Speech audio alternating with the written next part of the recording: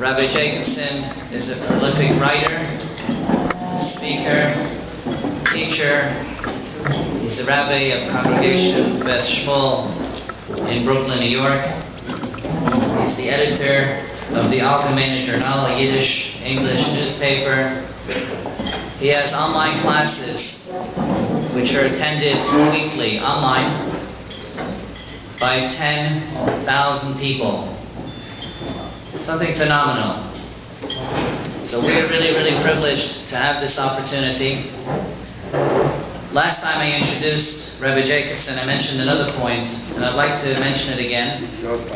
We just heard a small snippet of the Rebbe speaking. But the Rebbe would speak on a Yom Tov or on a Shabbat for hours on end.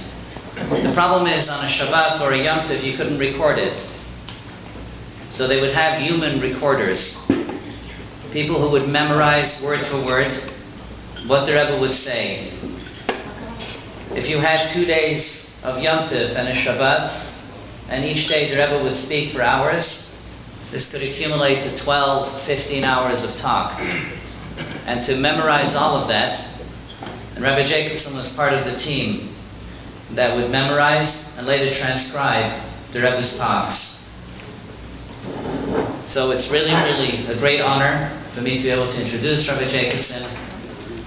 And ladies and gentlemen, please, Rabbi Jacobson.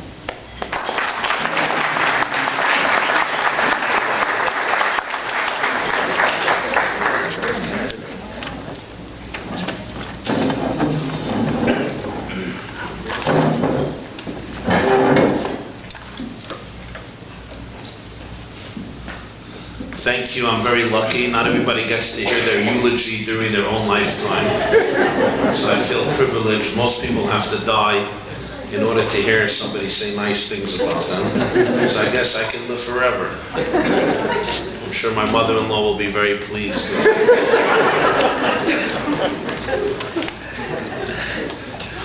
But thank you very much for your kind words. Last time I was in this building was when it was dedicated. How many years ago? 2 years, exactly. 2 years ago, Mazel Tov, at the dedication of this beautiful edifice. And,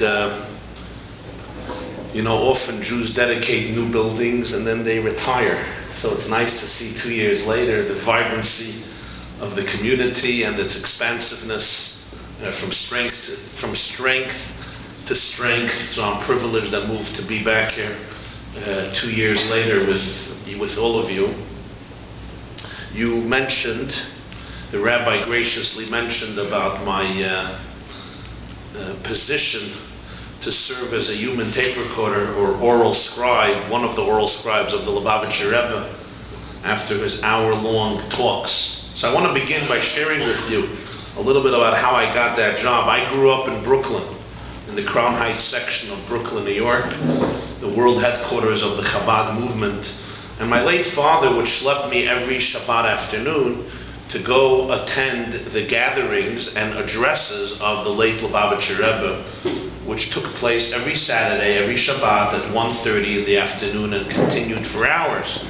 Now, to be blunt and frank, I was 6 years old, and the Rebbe spoke in Yiddish, and he spoke long and complex, and it was deep and profound, and for a 6-year-old it was quite monotonous and boring. I was extremely envious of my friends who were doing what Jewish boys should be doing on Eastern Parkway in Brooklyn on Shabbos afternoon, which is basically, getting each other's face bleeding,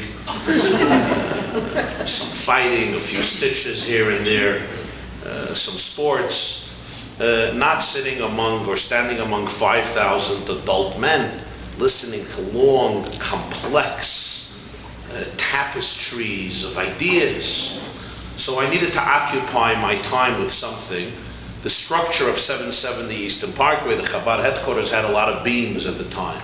So I would count the beams, and I became an expert on the amount of beams and their exact location in the structure. But when I finished counting the beams, the Rebbe was still talking. So I developed a new skill, and that is, thank God, the one who made the tiles in that building made sure that none of them were symmetrical. So I began counting the tiles on all of the walls, and after months I became an expert on each tile, the exact crevices and shapes and holes in between the tiles. But I mastered that too, and the Rebbe, lo and behold, was still talking. So in desperation, I developed a new scheme. I would take the tzitzit, the fringes of the man sitting near me, and tie them to the tzitzit of the man sitting near him. And I would eagerly anticipate the conclusion of the Lubavitcher Rebbe's talks, waiting for these two men trying to stand up and part ways. The zenith of my sadistic career was one Shabbat when I managed to tie 4 men's tzitzit together. And the 4 men happened to live on the 4 sides of Crown Heights, the east and the west, the south and the north. And this tzitzit campaign of mine went on for months or for years because there was a lot of strategy and mental planning that went into it. It was like when you watch National Geographics, how the beasts, how the animals, choose their target. I had to first of all choose my target. I had to plan. I couldn't be recognized. It all had to be incognito. I mean, there was a lot of extensive planning that went into it. And so life went on this level. On one Shabbos afternoon, as I was doing my thing, suddenly I see a finger pointing at me, and I take a look, and it was the Lubavitcher Rebbe, who in the middle of one of his addresses was pointing at me. I was like, oh my God. After years, his patience plots. And now he might chastise me for tying people's tzitzis for many years right in front of his face. And who knows, he might expel me from Chabad. And when Chabad expels you, where do you go then? I mean, if you're not Jewish enough for Chabad, it's like, where are you going to go? To Satmar? Are you going to go to the Ture Karta? I mean, yeah, they accept even the Iranians. So what happens then? But thank goodness the Lubavitcher Rebbe did not expel me from Chabad. But thank you for inviting me to Chabad. Actually, he asked me a question. It was a very strange question. It was a very deep philosophical question to ask a child. And the question, I'll never forget, it was in Yiddish. And then I'll translate it for you, but I still understand Yiddish. His question was, von wann weißt du, as da Welt? Which means, how do you know that the universe exists? I was stunned. I thought, tzitzis, stop tying tzitzis, get out of this show, get a life, go play somewhere else. It's like, how do you know that the universe exists? First of all, it was a brilliant pedagogical and educational idea. I figured that out only recently, of how to communicate, right? It's like if your child is really getting you upset, just ask him how he knows the world exists. Brilliant. Like, what? How do I know the world exists? I don't know how I know the world exists. I never thought about it. I'm busy tying tzitzis. And the Rebbe was waiting for an answer. And 5,000 eyes were gazing at this little child, young child, including the Lubavitcher Rebbe, waiting for an answer how I know the world existing. And I was thinking to myself, Lubavitcher Rebbe, we live in a democracy, live and let live. I did not disturb you during your talks. Why would you want to disturb me during my tzitzis project? I mean, I thought we had a very peaceful agreement. I don't bother you. You don't bother me. But he would not take his eyes off me, and he wanted an answer. But I was clueless. I did not know what to answer. I didn't know how I knew the world existed. So he waited for like 20 seconds, which seemed like eternity. And when he saw that I wasn't answering, he broke out in a very big smile, almost a laugh, and he answered the question for me. And he told everybody that he's answering the question instead of me. And he said in Yiddish, this child responds, how do I know the world exists? Because the opening of the Bible, the opening of the Torah, Genesis chapter 1, verse 1, reads, Bereshit, bara Elokim et hashamayim ve'et haaretz. In the beginning, God created the heavens and the earth. That's how he knows the world exists, because the Torah says that God created the heavens and the earth. It must be that the world exists. The next week, the next Shabbat, I was afraid he might ask me another question of the same nature. So instead of tying tzitzis, I decided I'm going to listen, so that if he asks me the question, I might know what to answer. That's why I told you what he did was very wise. So I listened. And actually I understood some of what he said, and I found it very interesting. So I began listening every week to his talks.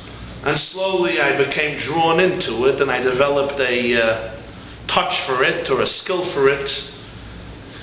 And since then I sat at his feet until the end, until his illness and his passing, and absorbed many of his talks, repeating them, transcribing them. Until my last breath, I will thank the Almighty for giving me the privilege of sitting at the feet of such a great genius and giant, and absorbing his ideas, his depth, his approaches, his perspectives, and today having the privilege of sharing some of those ideas with audiences, Jews and non-Jews, around the world in various lectures and seminars and retreats and programs, including here this evening. But when I grew up, I went back to the transcript of that talk to see why he asked me this question. What was he talking about?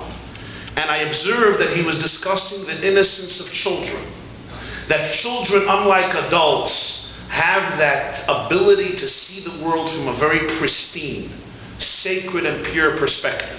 Adults know existence from the stresses and pressures of life. Children, untarnished by the corruption and stress of life, at least relatively to adults, are capable of seeing the world from a very pure place. They know the world exists because the Torah says, in the beginning God created heaven and earth. In other words, they can experience life from the verse, in the beginning God created heaven and earth. You know, it's like the story of the child who asked his mother for $100, so she sent him to her husband, to daddy. He asked daddy for $100. Daddy said, $100? Come on. Here is $1. Go buy yourself a can of soda and let me do my thing on the computer, of course.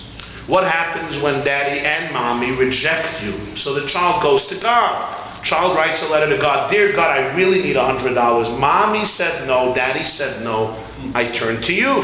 The child put the letter in an envelope, stamped it, and addressed it to the Lord of the USA. It happened in America. The post office gets the letter. The Lord of the USA. Who's that? Who's the Lord of the USA? So they send it to somebody they think matches this description, at least somewhat. President Obama. Barack Obama gets the letter, he opens it, he's very moved by the innocence of a child, asking God for $100. Obama tells his secretary, he says, send the kid $5 in the mail. President Obama is certain a child gets $5 in the mail, he will be overjoyed. The child gets the money and sits down to write a thank you letter to God. This is how the text read. Dear God, thank you so much for sending me $100. However, I notice that for whatever reason, you were compelled to send the money through Washington. Those idiots deducted 95% of taxes before they sent me the rest of the money. So God, I really thank you, but do me a favor next time. Try to send the money directly to me. The innocence of children, the power of children. And so, I always feel that question that the Rebbe asked me as a child was essentially a message. It was an empowering message. That when I travel and speak to bring people closer to the perspective of life, to a perspective on the world that is synchronized with that verse in the opening of the Torah. In the beginning, God created heaven and earth. A heaven and earth that is a replica, that is a mirror of the world God intended to create, God intended that we live in. Or a world in which there's harmony, both in the macrocosm and in the microcosm. Harmony in the macrocosm and harmony in the microcosm, between the mind, the body, and the soul. Now, the most powerful element in which harmony is often challenged is, of course, in the area of relationships. I don't have to tell you that relationships today are increasingly challenging. And the harmony in relationships, both the harmony within each person themselves and the harmony between spouses, between parents and children, between friends, between family members, between colleagues, business partners, and so forth, is often extremely challenged. I mean, you know the story about the Jewish couple celebrating their 50th anniversary. And at the anniversary, she gets up and says, I want to make a toast to myself for sticking it out with him for 50 years. A toast to him for sticking it out with me for 50 years. And I want to tell you that the 50 years of our marriage had passed like 2 days. People were moved. The Jewish couple, after 50 years, not only are they on speaking terms, but apparently the marriage was so beautiful and heavenly. It just flew by like 2 days. There was, however, one nudnik in the crowd. I assume you know what a nudnik is. There are 3 types of Jews. There are shlemiels, there are shlemazels, and there are nudniks. The shlemiel is the guy who pours the soup on the shlemazel. The nudnik is the guy who wants to know what type of soup was it. I can tell you from experience, every Jewish audience, excluding this one, of course, has a nudnik. The nudnik is the person who asks the right questions at the right time. So the nudnik at the wedding anniversary feast gets up and says, excuse me, ma'am, why do you say that your relationship for 50 years went by like 2 days? Why don't you say it went by like 1 day? I told you he was a nudnik, a world-class nudnik. So she says, because our marriage for 50 years has been like 2 days, Tisha B'Av and Yom Kippur. Those are the 2 toughest days in the Jewish calendar.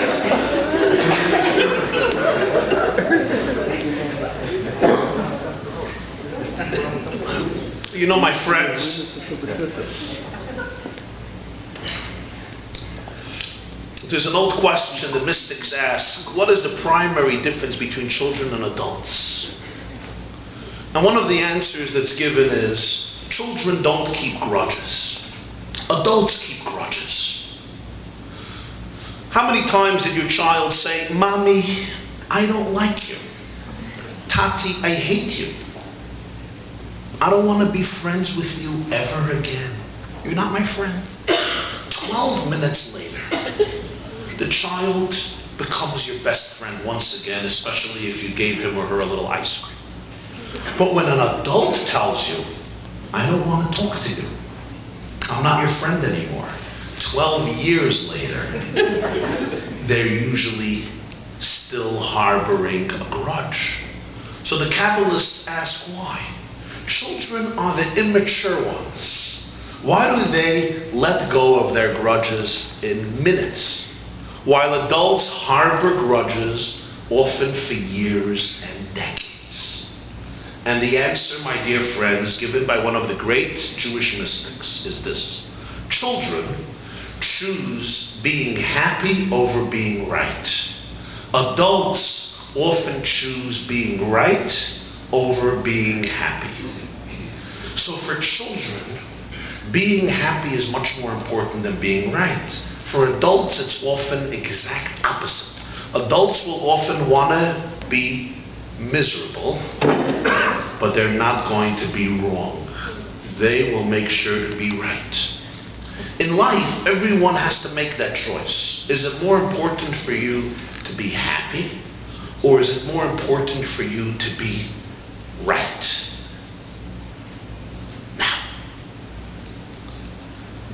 Here, we approach the fundamental question, and that is how? How do we create better harmony? There's no question we are facing, for years now, and it only increases every year, a crisis. It's a crisis in relationships. It's a crisis in harmony. I come from a city called New York, and there the amount of breakdowns in families is mind-staggering. 50 or 60% of marriages end up in a divorce. That means every other wedding you attend, every other marriage, after a number of years, is going to fail. More than 1 million children a year are added to the list of fragmented and broken families. In some situations, it saves lives, if there's abuse and so on and so forth. But in most situations, it's not a lifesaver. It's simply the breakdown of a family where a generation, technologically advanced like no generation earlier in history, a generation experiencing prosperity, notwithstanding a recession, unprecedented in previous generations. A generation which in so many ways in high-tech and science and so forth has made incredible investments. And yet when you put a simple man and woman in a house, they can't get along. Do you remember the family portrait of your family, of the picture that was taken in 1931? You know that family portrait? There are like 18 people in the portrait. Is anybody ever smiling? Nobody, right? Everybody's like this. Nobody ever smiles in those family portraits. But somehow the patriarch and the matriarch, your great-grandparents, were married for 66 years. They produced 12 kids, and they weren't that miserable. Today we have websites and seminars. Go into Barnes & Noble or any bookstore. There's 780 new books on relationships. There's retreats and there's programs, there's seminars, there's lectures, there's books, there's essays, and so on and so forth. Today, 11-year-old kids know more about intimacy than your 92-year-old grandmother knew about it. And yet, often, at wedding pictures, everybody is smiling, unlike those portraits. The photographer will shoot you if you don't smile. But a few months later, a few years later, lawyers are involved over settlements because of fighting and quarrels, and so on and so forth. What did my great-grandmother, your great-grandmother, know about harmony that we don't? When Henry Kissinger became the Secretary of State of the US, the Prime Minister of Israel's Golda Meir, so she coined him a famous letter in which she looked forward to work with him because Kissinger is a Jew. And you know what he wrote back to her? My dear Mrs. Meir, I have to clarify my priorities. Number one, I am an American citizen. Number two, I am Secretary of State of the US. Number three, I happen to be Jewish. So she writes back, that's excellent. That's awesome. Because in Israel, we read from right to left. That was a very clever response. But I want to tell you that in relationships, there's also two ways of reading relationships. There's left to right and right to left. And it's important to talk about the right to left perspective. And that's a perspective I want to share with you this evening, albeit briefly. And I draw on one of the first marriages in Jewish history. At the surface, it's strange. It seems as dysfunctional as a marriage can get, and as problematic as a relationship can get. And it always bothered me and perturbed me whenever I read the story again. And this is a marriage recorded in the book of Genesis, and a marriage that affected every person sitting in this room, whether you like it or don't, or you admit it or not. And that's the marriage of the third patriarch of the Jewish people. His name was Jacob, who fell in love with a woman named Rachel. In the book of Genesis, Jacob meets a girl, beautiful, comely, shapely. Her name is Rachel, and he wants to marry her. And he asks her father. The good old days, he used to ask the father. And the father says, sure, for 7 years of labor. And he labors for 7 years. Right, today it's a little different, right? Today you don't ask the father, nor does the father say for 7 years of labor. In fact, there was a story where this guy was dating this girl, and they were dating for years, and she really liked him, and he liked her, and he proposed. And she said, great, but now it's time to talk to my dad. And Dad saw him, and Dad said, I heard great things about you, and I really want to welcome you into the family, and I want you to know, you probably know, that I have a business that is extremely successful. I mean, it's a multi-million-dollar business, and we treat family as our own, and we treat in-laws as our own. So I just want to tell you, at this very moment, as you stretched out your hand in marriage, and my daughter agreed, you become a full-fledged partner. 50% of the shares in my business that I built now belong to you. This man can't believe it. It was a 23-year-old little pisher, as they say. I don't know what's the word for that. 23-year-old schmagegi. And now suddenly, I mean, within 5 seconds, he's a multimillionaire. And his future father-in-law says, so I hope to see you tomorrow morning. It's now yours. You'll come in tomorrow morning, 9 o'clock, and I'll take you around. I'll show you what's going on. He says, I would love to, but I'm very sorry, because I have migraine headaches, and whenever I'm between people, I get spasms and I go crazy and I disintegrate and I turn into a pumpkin. So I really would prefer not to do it. He says, okay, no problem. I'll give you a desk. You'll be on the telephone. He says, it's a very big problem when I have telephones. When the telephone rings, I hold telephones. I have very negative reactions. It has to do with rage in my family. My grandfather was an alcoholic. My mother's a codependent. My father's an addictive gambler. There's a lot of issues. Somehow the telephone is some psychological fetish. Whatever it is, fetish, and therefore I really can't deal with telephones. He says, no problem, I'll take you to the section of the factories, you'll become my director there. He says, no, whenever there's noise, I want to commit suicide because I really have a lot of issues. So his future father-in-law looks at him and says, what do you want me to do with you? I just gave you 50% of the shares in my company worth tens of millions of dollars. I asked you to come into the office. You can't come into the office. You can't sit at a desk. You can't take a telephone. You can't go to the factory. What should I do? And he says, it's simple. Buy me out.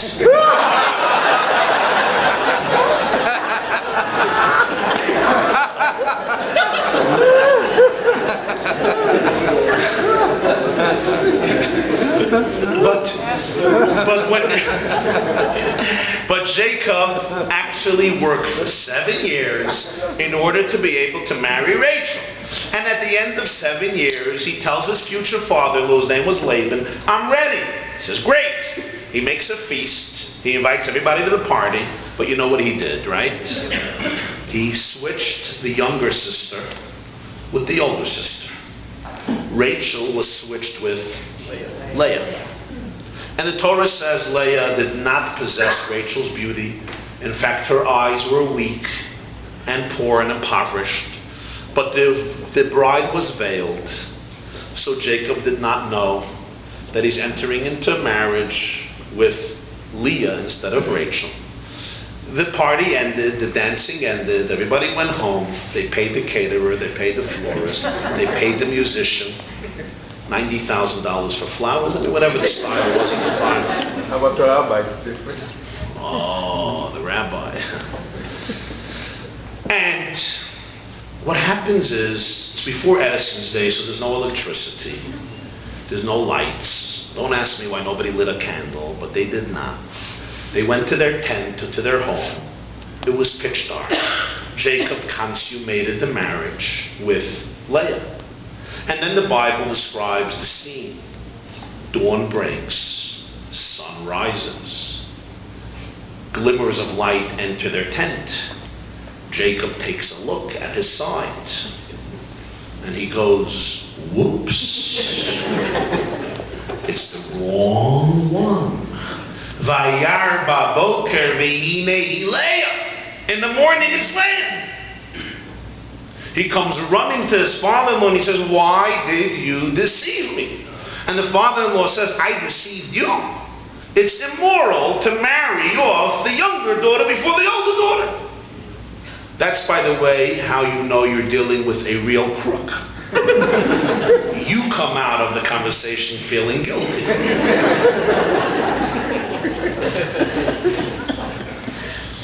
Jacob says, can I marry Rachel? His father-in-law says, sure, for another 7 years of work, I'll give you my second daughter. And the Torah says he agrees. He marries Rachel. He works another 7 years, but he loves Rachel more than Leah. He decides to stay married to Leah, but he marries Rachel too, and he loves her more than Leah. This story always perturbed me to no end. I mean, I'm going to ask the men sitting in this room to imagine for a moment it happened to you. You love this girl, you get married, you consummate the marriage at night after the wedding, morning comes, you take a look at your left side, it's your mother-in-law or your sister-in-law. I mean, God Almighty. What is the meaning of this story? Why did it happen to him? Now, this was not an isolated marriage in Alaska. Understand that every Jew living today is a product of that mistaken marriage. Maybe this is where the success of our functional families comes from. Maybe this is the ultimate Freudian explanation for all of our issues. The Jewish people come from Jacob. Jacob married the wrong woman. So what does that tell us about the Jewish people? And about Jewish marriages, and about Jewish mothers, and Jewish fathers, and Jewish love, and Jewish romance. What is the meaning of the story? This is the foundation of the Jewish people, and the Bible makes sure to tell us that he married the wrong wife. Great, beautiful, just wonderful. What is even more strange, my dear friends, is at every Jewish wedding, there's something called the badekin. Do you know what that is? The groom veils the bride. Why is the bride veiled at the wedding ceremony? And the answer is because Leah was veiled. That's why Jacob did not recognize her. My question to you, dear friends, is, would it not make sense that at every wedding the groom should unveil the bride so that he does not repeat the same mistake? I mean, do you realize under that canopy called a chuppah, when he places that lovely ring on her finger and he says, Hareyat mikudeshet li, you are consecrated to me, we enter into the covenant of marriage, arguably the most important moment of their relationship, he does not see her, nor does she see him. I mean, for all practical purposes, it can be Hillary. She may be a good Secretary of State for my country, but I'm not sure, whatever.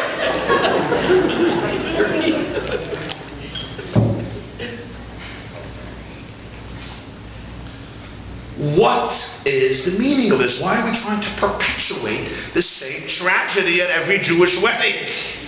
Look at her, for heaven's sake. Make sure it's the right one. What's strange as well is Rachel died at a very young age, you know, during childbirth. Who did Jacob live most of his life with? Leah. Furthermore, who is Jacob buried with? Rachel is buried in Bethlehem. Jacob and Leah together are where? In Hebron. In the city of Hebron, in the cave of Machpelah. So 3,600 years later, Jacob and Leah are interred together, not Jacob and Rachel. Why? What's the poetic justice being conveyed here? Friends, tonight I share with you one perspective based on the teachings of Jewish mysticism, of Kabbalah, and of Hasidism.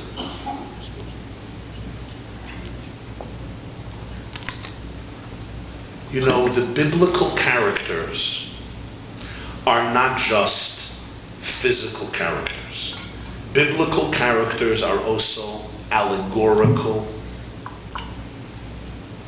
characteristics that mirror the qualities that people struggle with in their own lives. In other words, every personality in the Torah is not just a historical person who lived at a certain period of time, but every figure in the Torah represents and embodies and personifies a certain quality or characteristic that lives timelessly in our own psyches, so that their stories are really reflections of our stories. And this is one of the great contributions of Jewish mysticism, to depict the metaphor behind the figure, to explain the spiritual and psychological relevance of every character. So Rachel and Leah are not only two sisters, they're also two sisters, but they also represent two parts of every person. What are the two parts that Rachel and Leah represent? Rachel is the beautiful girl. Yifat Toar, the Yifat Mareh. She was gorgeous. Her physique, her countenance, her face, her personality. The word Rachel, Rachel, anybody who knows Hebrew knows what Rachel means? The word Rachel in Hebrew, right? A ewe, a sheep. The sheep, the ewe, is a very docile animal, relaxed, serene, bright. It has usually a bright, white, luminescent color. Those who know Gematria, Gematria is numerology. Every letter in the Hebrew alphabet has a number. Rachel, is 238. It's the same numerology like the words in Genesis, Vayihi Or, and there was light. Because when Rachel came into a party, everybody said, there's light. She was a person of light. Light and light in both meanings. She was light, not heavy, and she was light as in luminescent. She loved herself and she loved others. Like a gentle, kind sheep, she was beautiful. And she represents the light in every person. She represents those aspects in you that are endearing to you and are endearing to others. Rachel represents the gorgeous qualities in people that simply make them attractive and beautiful. And everybody has those qualities that make you attractive. It's what you write on your resume. It's what you try to project. It's what people like about you, whatever it may be. Do you know what the word Leah means in Hebrew? The word Leah, right, exhausted. Leah represents those qualities in us that make us tired. The Torah says the eyes of Leah were weak because she used to weep a lot. Leah represents the struggling soul. For Rachel, life is a serene cruise through tranquil waters. For Leah, life is a war on a battlefield. Leah was a very deep soul, but also a very complex soul, and the two go together. Leah struggled. She struggled for herself. She struggled for her identity. She struggled to deal with her inner challenges, and she became exhausted from those challenges. Leah means tired, exhausted. Each of us has a Rachel and a Leah within. We have those aspects of us that are beautiful, comforting, endearing, and we have those aspects within ourselves that make us tired and exhausted. Those are the challenges within you. Those are the questions, the dilemmas, existential ones, psychological ones, emotional ones, spiritual ones. It's the demons, the skeletons, the shadows, and the ghosts. Are there any of those in Toronto that people have to deal with? There is no Rachel or Leah exclusively. We're a composite of both. What's the name of that film? The Good, the Bad, and the Ugly. Now, let's go back to the story. You see, the story of Jacob marrying Leah instead of Rachel is not an isolated story that happened 3,600 years ago. The reason the Torah tells us the story and the reason that happened to the founding father and mothers of the Jewish people is because the Torah is telling us about most marriages since. You see, when you date and when you're engaged and when you're getting married, you usually think that you're marrying Rachel.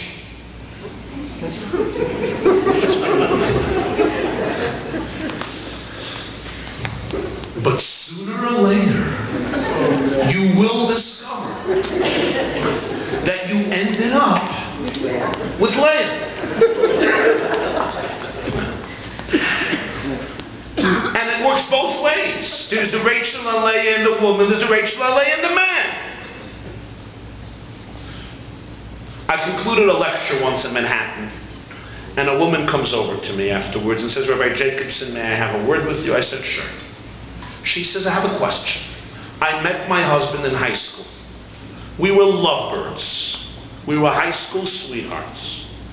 We knew each other for years and years. We dated for 18 years, which in Manhattan is not such a long time. We never had a fight. We were darlings. We never had a fight. After 18 years, we started to contemplate marriage. I asked her, why so fast? We contemplated marriage for a year, 2 years. After 20 years, we got married. Now it's been 8 months, and we're fighting all the time. And she wanted to understand how that happened. For 20 years, peace, paradise, tranquility. Now, after the wedding, almost a year, they're quarreling. I told her, my dear woman, it's very simple. For 20 years, you were dating Rachel. You got married. You discovered Leah.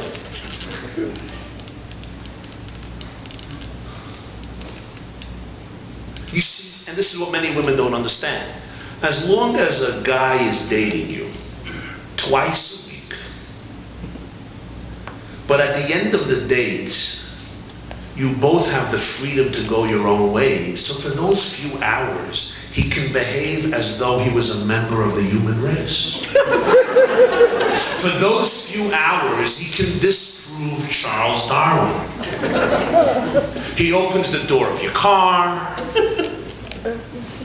You walk in, you feel like a princess. He closes the door, he gets into the car, he looks you in your eyes and he says, share with me everything that transpired in your life during the last 24 hours. And when you're done talking about that after 2 hours, he says, now go back 48 hours and 72 hours. And you're delighted by his sensitivity combined with his depth and wisdom and humor. And it all works dandy as long as 9:30, 10 o'clock p.m. he drops you off at your place. And he goes back to his place. And when he walks into his apartment or his house and he throws off his shoes and then his socks, one shoe in the east and one shoe in the west, one sock in the north, one sock in the south. There's no woman telling him how disgusting and grotesque and appalling and narcissistic and selfish and insensitive his behavior is. And then he goes and he takes his bag of chips, his twig of beer, he plops down on the couch, opens the TV and watches a tennis match between two people of Czechoslovakia you've never heard of. And no one is telling him, when are you going to talk to me? We don't spend any time together.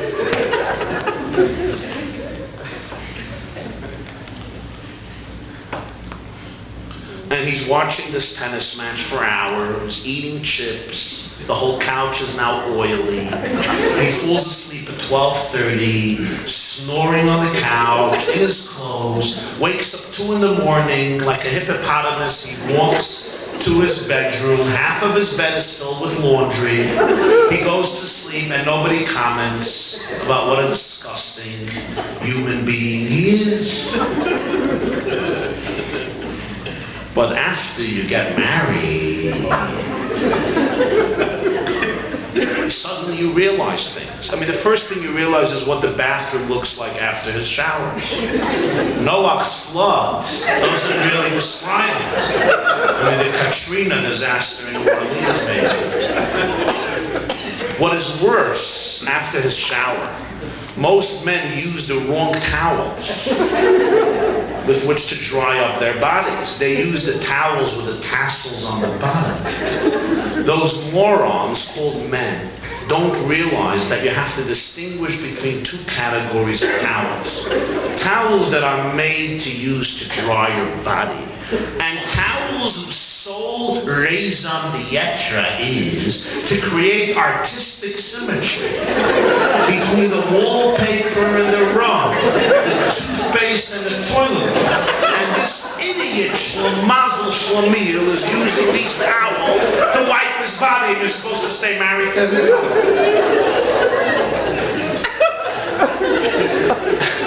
After the wedding, you also discover he drinks from seltzer bottles. Yeah. He licks tops. You discover his temper, and then his ego, and then other things as a rabbi I can't mention. And then you see him for the first time in the presence of his mother. And from a macho, self-confident guy, he's reduced to an ant.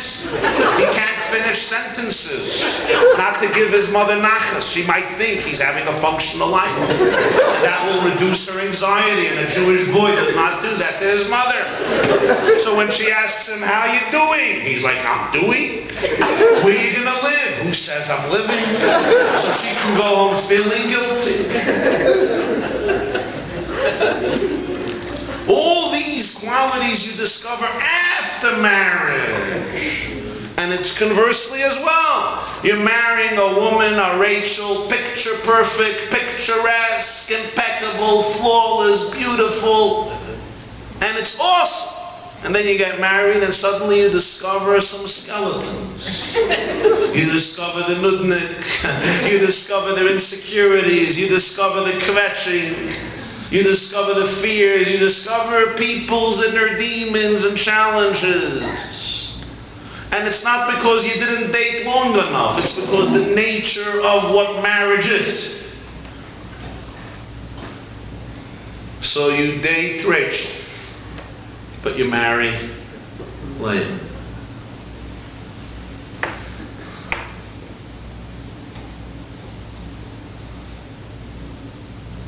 And here is what the Torah is telling us. Open your hearts.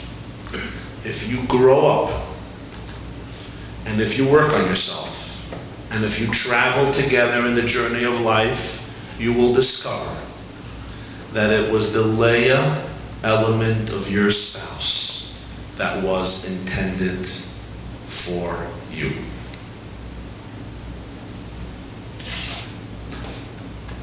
Because the Rachel element of your spouse is those aspects of your spouse that suit your ego, that suit your imagination, that sit well with your initial identity and character.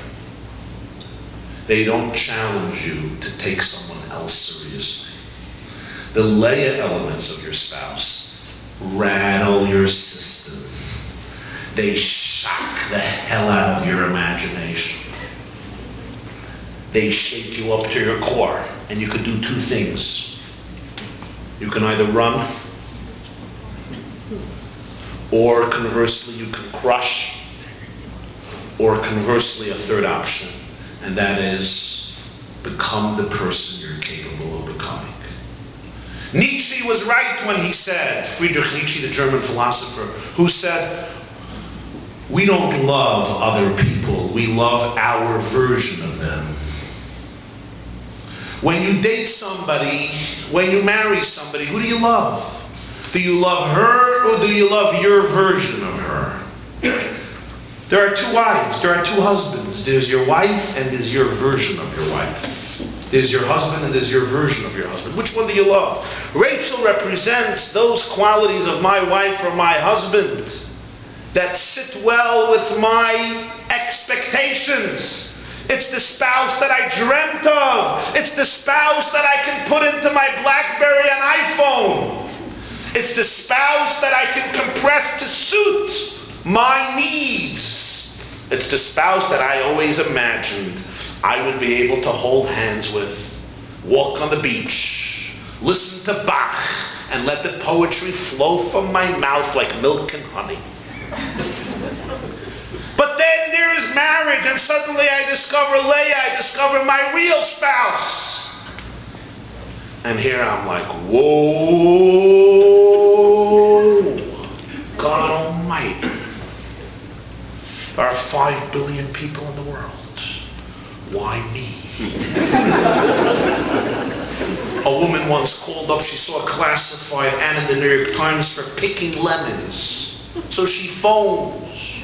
The guy says, do you have experience with picking lemons? I mean, I don't know if you ever harvested lemons. It's not an easy tree to harvest. She says, I have a lot of experience in picking lemons. I've been married 3 times. There was a guy the other day in the cemetery on Bathurst and Roswell, and he's standing, a young guy, and he watches an old woman standing at a tombstone. And she's talking to the tombstone and she's weeping. Why did you have to die? Why did you have to die? And he approaches her and says, who died? And she says, my husband's first wife.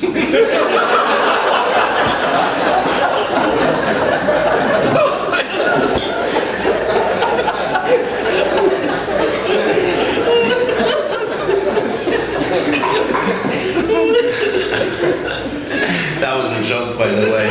Everything else I said was serious, but that was a joke. So you see, my friends, the Rachel elements of your spouse challenge you to take yourself seriously. The Leah elements of your spouse challenge you to take someone else seriously. The Leah elements of your spouse challenge you to transcend your ego and to create space for otherness. Otherness is the key. Rachel is the spouse that fits into my bubble. Rachel is the spouse that works for my ego. Leah is the spouse that challenges so much of me and therefore forces me to create a space for someone who's not me. And what is the essence of a relationship? What is at the core of the drama, the mystique, the challenge, and the blessing of a relationship if not creating space for otherness and becoming what you're capable of becoming in that difficult, sometimes difficult, but blessed process. Back to the story of Jacob. You know why the Torah tells us the story? You know what happened? Because the Torah is telling us this simple message. When you're getting married, you must know something. And that is, if you're not ready to marry Leah, don't get married. If you're only ready to marry Rachel, you're basically ready to marry yourself. Do that. And maybe one day somebody will convince the Supreme Court that marriage to the self should be recognized with a tax discount, especially if you have a split personality. In fact, I think it would make for a wonderful marriage. No divorce, not too much fighting. Marry yourself. I like myself. I want to marry myself. And I cannot guarantee you that in 10 years that will not be recognized. But if you're ready only to marry Rachel, you're not ready for marriage. Because marriage means creating space for the totality of the other person. You see now why we cover the bride during the wedding? When we place the ring on her finger, she has to be covered. You know why? What the groom is telling her through that gesture is, I'm committed to love not only the part of you that I see tonight. I'm committed to love also the part of you that I will see in a year, in 5 years, and in 15 years from now. Life changes people. There's no life that doesn't change people. We grow. We suffer losses. We endure challenges. Hopefully we have children. We grow in so many ways. Our bodies change. Our psyches develop in so many different directions.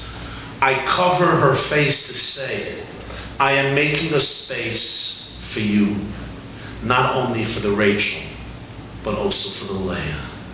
I know that there are parts of you that I don't see tonight. I can't see tonight. Even if we dated for a long time, how can I know everything? You don't even know everything about yourself. Certainly not what the future will bring. And tonight I'm creating that space for you. Tonight I am committed to love not only Rachel, but also Leah. And what happens in life is Rachel dies and Jacob remains with Leah. Psychologically, what that means is the image of your spouse as a picture-perfect, impeccable and flawless creature dies away with time as the two sisters must merge into one being. And as couples grow together and work on themselves, the two sisters become one in their life, where you begin to cherish, love, and accept the totality of the other person. This does not mean that abuse should be tolerated and welcomed. This does not mean that when my husband is doing something that's unacceptable, I should say, "Great, Leah!" No. Leah was a workout person. Leah was a righteous woman. Leah was a deeper woman than Rachel. But Leah had to fight for herself. A relationship with Leah means recognizing that every person is on a journey, recognizing that every person has challenges, and creating space for the idiosyncrasies, and for the journeys, and for the growth, and for the fears and for the challenges of the other person. This is so difficult for many couples today. You see, what happens is this. The story of Rachel and Leah is a cosmic story. If you would see Leah at the first date, you know what you would do? You would say, "Bye-bye, love. Bye-bye, happiness. Go enjoy your life with somebody else." So during courtship, we see Rachel. We only get to see Leah after the wedding. This is God's way of allowing us to marry Leah. Now, what do you do when you see Leah? Some people call a lawyer. Some people run away into isolation. They don't want to deal.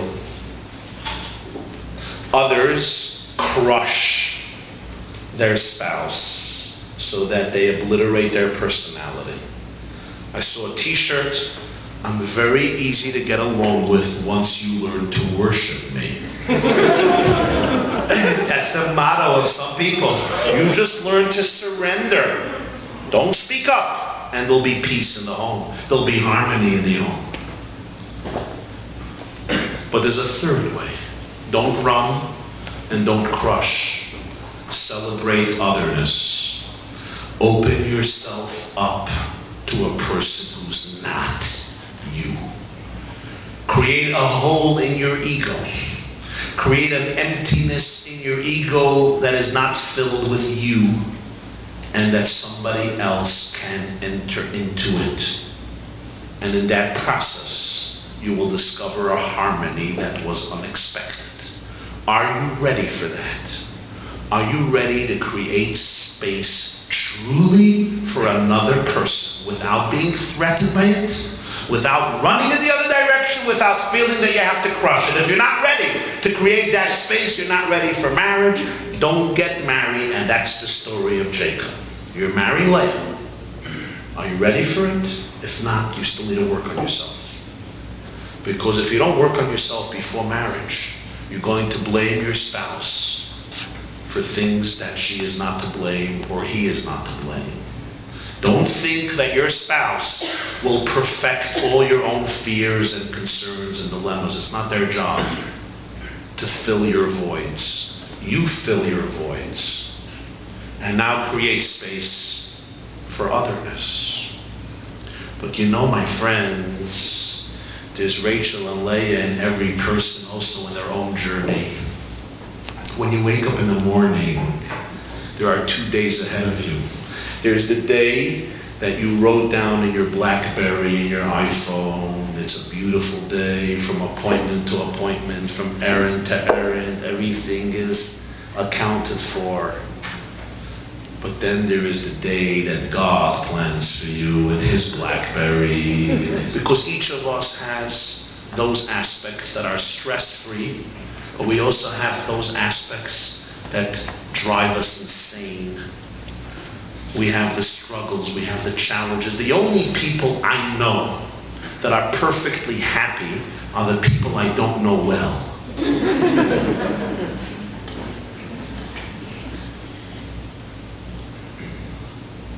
But everybody else struggles, each in their own way. And it's embracing that dynamic of your life, realizing that it's in your struggles, if you have the courage to look them in their eyes, that will allow you to reach the destination for which your soul came down to this world, in which you will reach your ultimate harmony, your ultimate depth. So, my friends, this guy really was short of breath. He went up the steps to Chabad tonight, and he can barely breathe. So his wife is very concerned. Monday morning, she makes an appointment for him. They go to the doctor. The doctor checks him out for a full hour, sends him out of the office, calls in his wife. The doctor says, I have very bad news for you. Your husband works too hard. He's deteriorating. I don't see a way out. He's going down and down. In a year or two, he'll just lose his energy. He's finished. The wife says, is there anything I can do to help him? The doctor says, yes. Take a pen and paper and write down 5 instructions and follow them for the next 10 months. If you do these 5 things for 10 months, I promise you, his stress level will decrease and will bring him back slowly to health. She takes out a pen and paper and tells the doctor, go ahead. The doctor says, number 1, when your husband comes home from work every night, dinner must be ready. On the table, with a plastic over it to retain the heat. There's no such a thing when he comes home, you're on the telephone contemplating what you would like to make for dinner. Or talking to your friend about what she made for dinner. No. Supper must be ready for him. He works very hard. And what should be for dinner? Dinner must be 6-7 courses. And the food you serve must be authentic food. Which means not soybeans, tofu, barley kernels, and some frozen yogurt for dessert, or a granola bar, or a new healthy bar of chocolate that you discovered and you cut up into 19 pieces and give him one piece. No, you gotta serve him real food. Food that is killing people all over the place, like rice and meat and potato and pasta.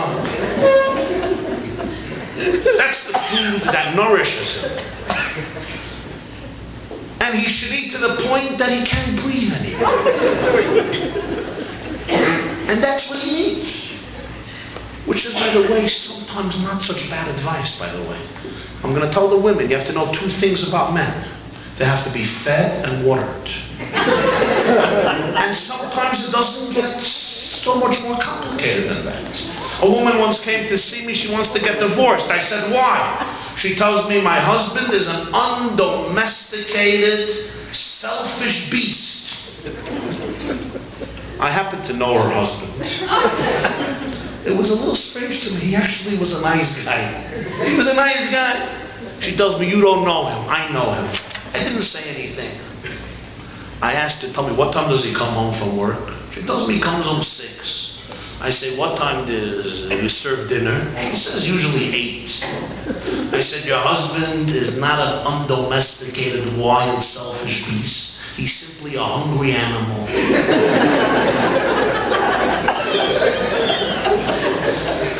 Women think that when men are grouchy, the relationship is in crisis. It's not. Feed the guy. Feed him 9 courses until he can't breathe and he'll become an angel. Not always.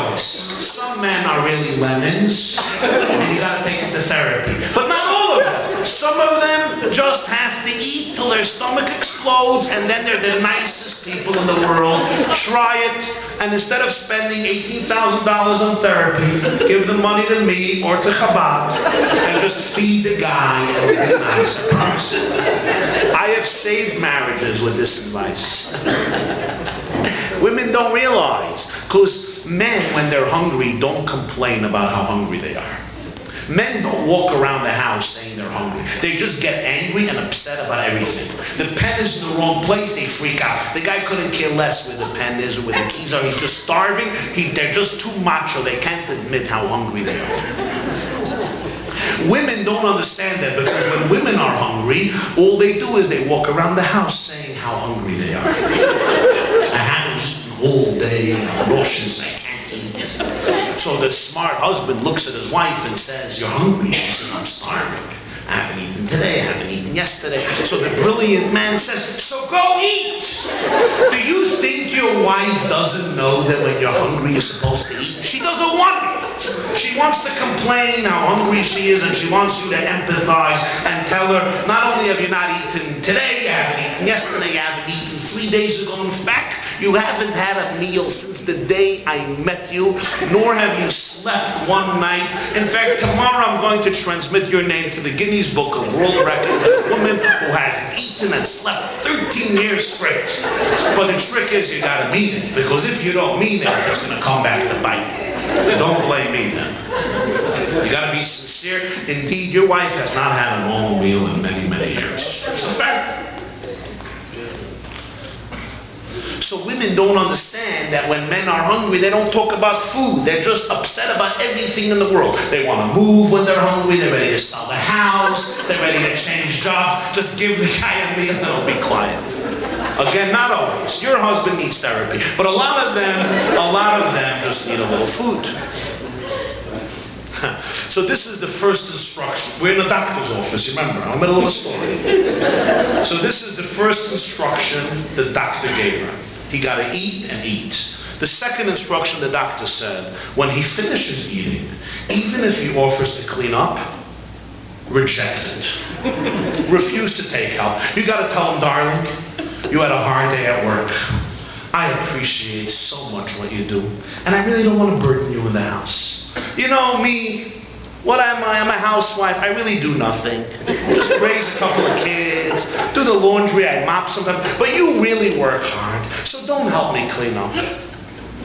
Don't help me clean up. I had a perfect day. I'm not tired at all. You go watch Larry King, do Seinfeld on the couch. I will clean up. I'll put away the dishes. I'll sweep. I'll mop. I'll do the laundry. And at 3 in the morning when I'm done, I'll join you on the couch for the honeymooners." Or I Love Lucy or MASH or whatever, I don't know. The third instruction the doctor says, you have to compliment your husband 20 times a day. You have to tell him, "I know you certainly should have been the Prime Minister of Israel." Or certainly of Canada, President of the US, the leader of the free world, really. I mean, with your brilliance, unbelievable. 20 times a day, your husband's ego has to be massaged by you. Advice number 4, the doctor tells her, I can't repeat publicly. Advice number 5, the doctor says, you could never disagree with your husband again. Whatever he says, you must truly agree with him. If you do this for 10 months, his stress level will decrease. We'll be able to save his life. The woman finishes writing. She leaves the office. They get into the car to go home. Her husband looks at her and says, "You were by the doctor after the checkup. Tell me, what did the doctor tell you?" The woman looks at her husband and says, "The doctor said that you are going to die."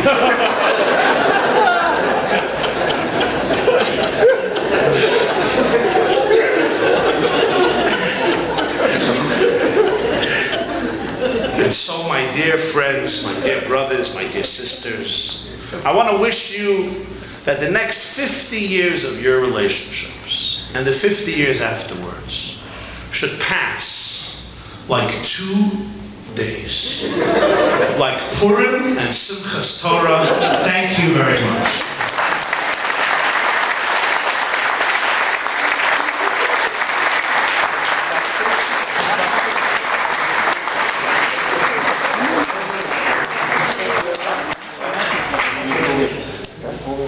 Thank you. Before you go home to start arguing about who I was talking about,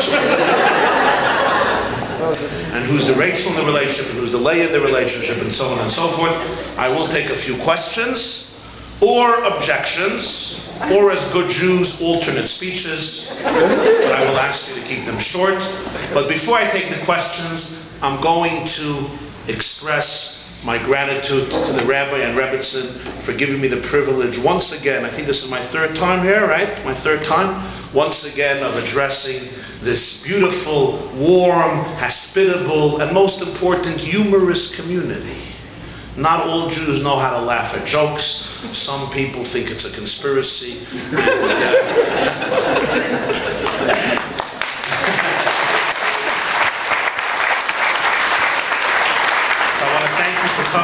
I want to thank them very much for inviting me, and it's really a privilege to meet you. For those who want, I send out a weekly essay through the email on Jewish psychology and spirituality. If you want to get it, you can give me your email address before you leave, and I'll send you the weekly essay. And now we're going to take a few questions. We're going to need somebody to break the ice, and we can't rely on the men. Unless they'll surprise us, we'll see. Anybody? Any questions? Mamish, no? Yes, I knew it, yeah. I was going to ask, we've heard so many times to embrace the difficulties you have to pick up. I'll try. You have to embrace the difficulties, you have to accept the challenges and all that stuff. But my question is how? I got 20 seconds. She says, I've heard in the past you spoke, embrace your difficulties, accept your challenges, but how? The best advice I give is assassination.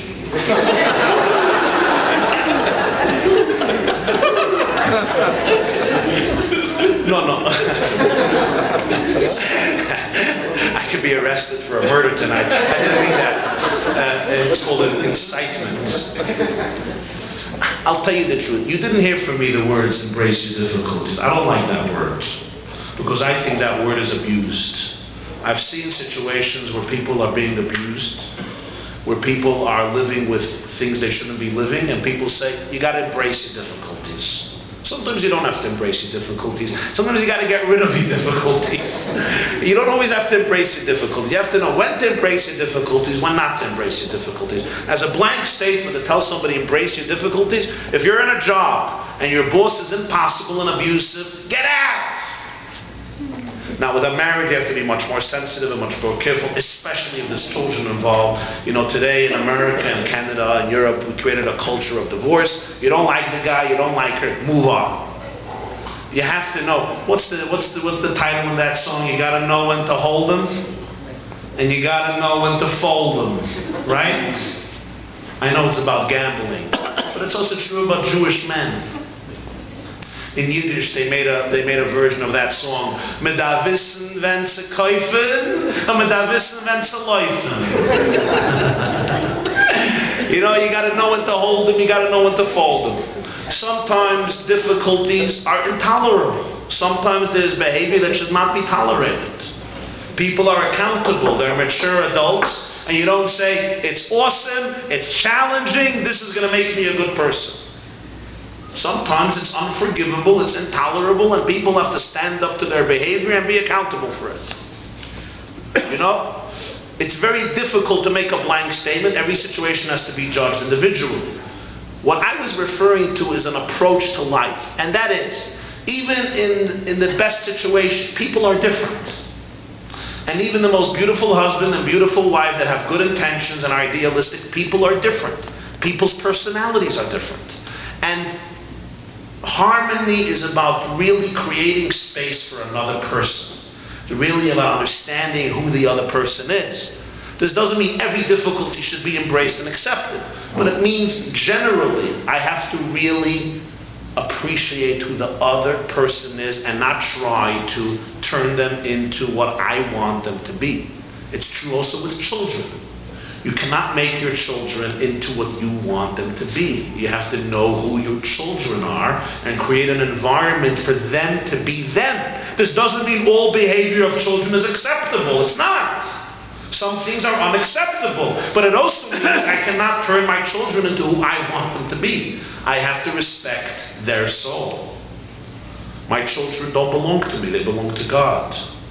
My spouse doesn't belong to me. She or he belongs to himself or herself and ultimately to God. Even my body doesn't belong to me. I don't have the right to abuse my body according to Torah. It also belongs to God. I have to respect and know who it is. This aspect, how do we do it? We do it first and foremost through humility. Prayer is very helpful for this. Study is very helpful for this. Being a person who engages in kind deeds every day is helpful for this, because these are things that expand consciousness. When you pray, when you study, when you help people, you expand your consciousness. And when you expand your consciousness, you could see things beyond your ego. And when you see things beyond your ego, you can make space for other people. When your consciousness is very narrow and limited, it's very hard to make space for other people. You become insecure, you become defensive, you become protective. I probably didn't answer your question. Yes? If you look back 50 to 100 years ago, where there was probably less to do apart, whereas today, with internet, with TV, with entertainment, there's more to do apart. Is that good or bad for relationships today relative to 50, 100 years ago? You mean there's more to do separate from each other? Yeah, people are doing more things today. Either they're both working or they're both, he's going to a football game. Is that better or worse a relationship with all the technology that allows people to be more apart rather than locked up together in a confined home? I don't think that's an answer that can be answered black and white. It depends what they're doing with it. It depends what they're doing with it. Is a knife good or bad? Depends if you use it to cut challah or you use it to cut your finger. If you use it to cut challah, it's a wonderful thing. If you use it to cut your finger, you're a shlamazel. Is the internet good? Is technology good? It depends what you use it for. If you're using your text messages to flirt with other women, which is a very easy way to flirt today, it's horrible. It's going to destroy, it's going to undermine your marriage. If you use it to be connected to somebody fast and swift when you need something or you help something, it's awesome. So I think that answer must be addressed to every person individually about how disciplined they are, how moral they are, how committed they are, and if they really own their life or their toys own them. I mean, between Facebook and Twitter and LinkedIn and iPhone, some people don't own their life anymore. It used to be in the bathroom, at least, you owned yourself. When you were in the shower, in the bathtub, on the toilet, you owned yourself. Not anymore. You're texting, you're answering emails. There's no space today you call your own. Even in sleep, the text buzzes and you're awake. So some people don't own themselves anymore. They belong to the whole world besides themselves. That's not good. That's not good. You have to have a space that you call your own. And that's very important. It's important for a relationship with yourself. It's important for a relationship with your spouse. It's important for a relationship. I was listening to a conversation, it's embarrassing to say, but I'll share it with you. I was listening to a conversation of my children. And my wife asked them if they want me to read a book to them, if they want me to read a storybook to them at night, which I do sometimes. And one of my sons said, no, I don't want Tati to read a book. So she said, why? He said, because Tati is always checking his phone. And it's very annoying. I don't want him to read the book. Right? Now, I thought to myself, I put the phone on the side, and every few pages, I take a look. Right? For me, that's perfect. But in my children's imagination, that was a very powerful statement. And I learned a lesson. And the lesson I learned was, during homework and during reading a book, the cell phone goes off. There's no vibrations, it's off. If Obama really needs me, we'll send a helicopter. If Netanyahu doesn't know what to do in Gaza, we'll send a messenger. And if I'm desperately needed to fix the oil leak in the Gulf of Mexico or Afghanistan, they'll find me. The Mossad and the Shin Bet will find me. So for those 2 hours, if my business goes bankrupt in 2 hours, it deserves to go bankrupt. And if your secretary is quitting on you in 2 hours, she should quit on you. So if you can't shut the phone off from 6:30 to 8:30, when you're doing the homework, you're putting the kids to bed, it's a problem. But I learned it the hard way. I'm glad I didn't learn it when they were 19 in the therapist's office. I learned it when he was 5, so I can fix it. But that's very important to remember. It's extremely important. The cell phone's got to go off. That's the value of Shabbat. The value of Shabbat, whether you consider yourself Orthodox, non-Orthodox, liberal, humanist, left-wing, right-wing, atheist, agnostic, is 1 night a week, a whole night it's off. And observant Jews have it off a whole Shabbos. And I'll tell you, whether you believe in the Torah or you don't believe in the Torah, psychologically for a family, it's one of the best things. It's one of the best things for a marriage. It's one of the best things for children. They have their daddy and their mommy for 24 hours, and they know nobody is looking at the cell phone. And I tell you, whatever your feelings about religion and observance are, take on that mitzvah. It's very, very wise to just do that. The Shabbat experience of no cell phones, having a dinner around the table, cell phone off, television off, in the traditional way of Shabbos observance, is psychologically, sociologically brilliant. It would probably save many marriages and many heartaches. Teenage kids know, tonight I have my father. Tonight I have my mother. Tonight we're forced to talk to each other because the television is off. There are homes the TV is never off at dinner. So the kid comes home from school, father comes home, you would think that your child is more precious to you than the television show. And your child is. But fast entertainment is very compelling. So we ignore what's more important. And that's really one of the great, great contributions and institutions of Shabbat. That would be my response to your question. Some people might compare marriage to like a business partnership. What's your take on that? Like, to what extent do you agree with that? If you do, and what's your take on it? Some people compare marriage to a business partnership. What's my take on that? It depends from which angle you're coming from. If you're coming from a dysfunctional place, or you're coming from a highly functional place. Which means, relative to many marriages, if a marriage would be like a business partnership, it would be great. At least there's basic trust, at least there's basic respect, at least there's no hollering at each other. If all the criteria that is used for a business partnership would be used for a marriage, in many cases it's beautiful. But compared to what a true marriage is capable of being, a business partnership falls very short from it. Because a business partnership, by definition, is based on the fact that we are two separate individuals. We just have a common interest. It's called making money. It's called growing this business. And for that common interest, we realize that we have to do things for each other. I'm in the business, you're in the business, we both want this common goal, and therefore we behave a certain way. It's much better than an abusive marriage, of course, and a disrespectful marriage. But really a marriage is far deeper than that. A marriage in the Jewish perspective is a fusion of souls. It's where two people not only have a common interest, and that is we have kids that we both like, or we have a home that we both live in, you know? Or we eat at the same table. So basically, let's just behave towards each other. But rather, a real marriage is two souls become one. In the Jewish tradition, the Zohar, which is the basic Kabbalistic text, says a husband and a wife become two halves of one soul.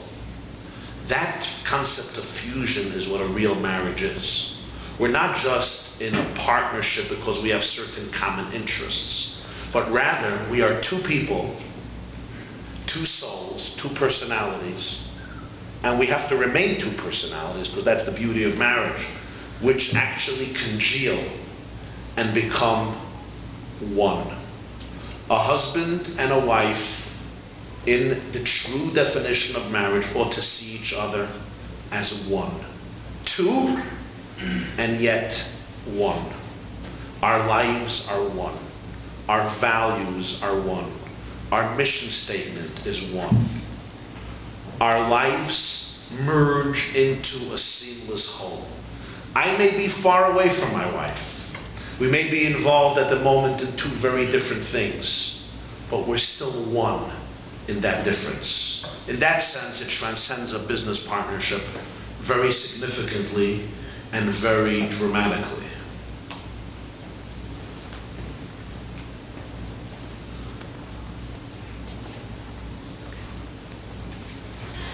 Yes?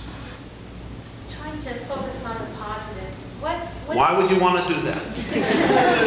But the only part I had a little difficulty with was that, what if Rachel never dies?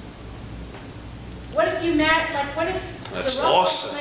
That's awesome. That's you? You're describing yourself? I'm saying that, what if... That's awesome. You just said very beautifully that, it's two halves making a whole. Why does it ever have to be that Leah is this exhausted, tired individual where, for me that feels so negative. What if Leah's really, you love everything about Leah. You don't see the exhausted, you know that already about yourself. You have that aspect in yourself. But if you're only focusing on the beautiful, on the Rachel, but in fact you think Leah is beautiful too. It's like, I don't like the negativity about Leah, because I think Leah is really a gorgeous person. I don't want to think about her negativity. So that's great. Somebody told me once, love is blind, and marriage you open your eyes. Somebody, I think Woody Allen said, the great master, the great mystic Woody Allen once said, before I was married, I was incomplete. Now I got married and I'm finished. and you resent that, and I like that. Finally, some romance from a lovely young woman who's completely Rachel, and her husband is Rachel. So you're just like me. My wife is also Rachel. I'm Leah, she's Rachel. So but you're allowed to say you're Leah. You know what I'm saying? But I'm just saying Listen. Here's the deal. People think being complete and finishing something is the same thing. But completion and being finished is not the same thing. If you marry the right woman, you're complete. If you marry the wrong woman, you're finished. Now, what happens if the wrong woman who you married catches you with the right woman who you didn't marry? Then you're completely finished.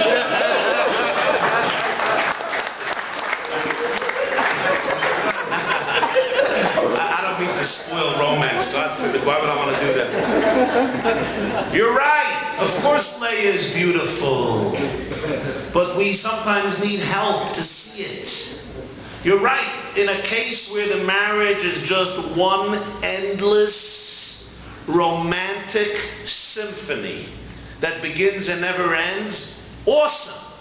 Beautiful. But as we know, some people do have difficult moments. Some people have challenges. Some people go through difficult experiences. To ignore that and just to say it's always beautiful for everybody, it's not. And sometimes life throws curveballs that make things not so beautiful. And Leah, personally, had a lot of struggles. In fact, Leah is identified in Kabbalah as the Baal Tshuva, Rachel as the Tzaddik. You know, Leah was supposed to marry Esau. You know that? And Rachel was supposed to marry Jacob. That's why Leah was fine. Why was she supposed to marry Esau? The reason she was supposed to marry Esau because Jacob and Esau were like Rachel and Leah.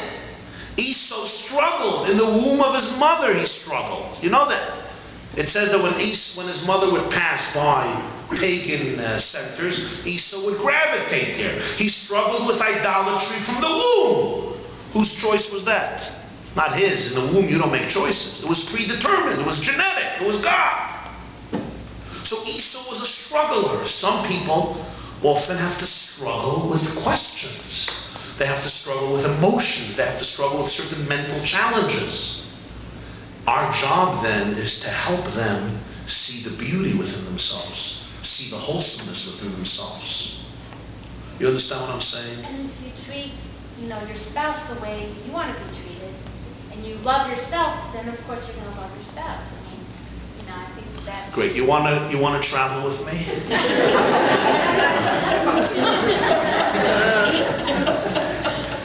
I'll describe Leah, you describe Rachel. How's that?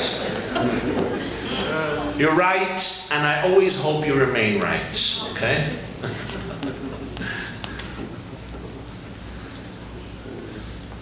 Anybody else? We're all perfect. You're perfect. I know.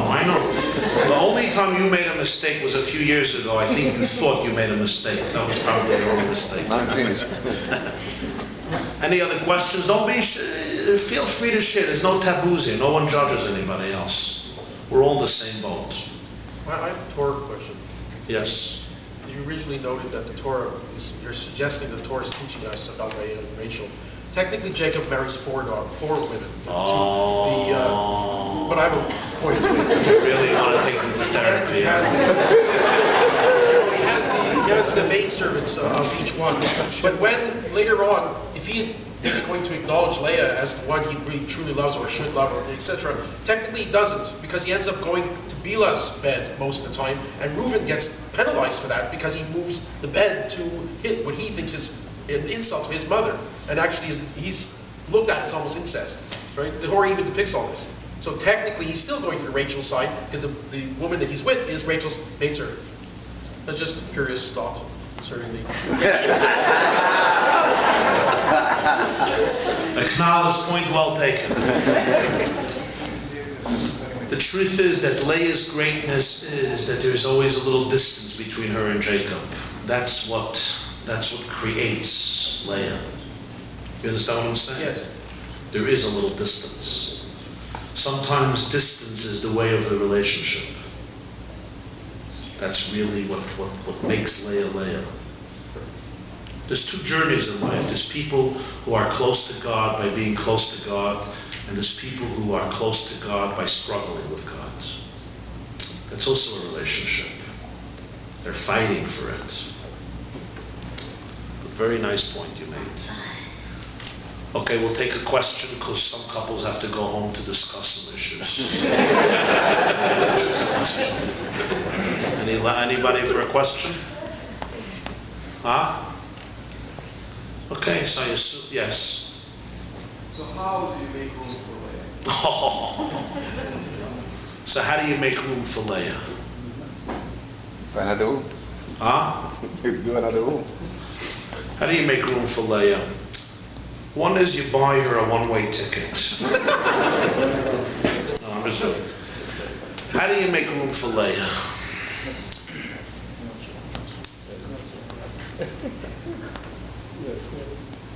You make room for Leah by deflating your own ego. That's how you make room for Leah. You have to talk to your own ego and say this: ego, ego. I know you love yourself so much, and I love you too. But you know what, my dear ego? You're not God. I know you like to play God. I know you think you're at the center of the universe, and sometimes that's very good. Like when you want to get a job done, You got to feel that you got God's power and you're at the center of the universe. But in a relationship, you have to realize that you can grow from another person's wisdom and depth. Because God didn't only create you in this world, He also created someone else in this world. And that means there is value in that person. Last time when I was here 2 years ago, when this building was dedicated, I told you about a scene from Amadeus. You remember Amadeus? Mozart conducts a symphony. The Emperor of Austria, Emperor Joseph II, is there. He's tone deaf. So what does he do during the concert? He does what Jews do during rabbi sermons. It's called schlaf. Sleep. He falls asleep. Mozart finishes the symphony and he walks by the emperor, and the emperor says, "Wolfgang Amadeus Mozart, job well done, but too many notes. It's too long." And Mozart says, "Nay, nay, your majesty, there was not a note too many. Which one do you suppose I cut?" A true composer knows that there is not a note too many. In Kabbalah, humanity is compared to musical notes. Every person constitutes an indispensable note in God's symphony. There is no missing note, but there's also no extra note. And without that note, the music is incomplete. So I have to tell my ego, I know you think you're at the center of the universe, but there's really another person who's equally divine and whose presence can really enrich you. And therefore, listen. Listen. Don't fall asleep when your wife is talking. Listen. And if you're resisting it and you're becoming tired, which is what many men do, because it's hard, work on yourself. Send them my regards.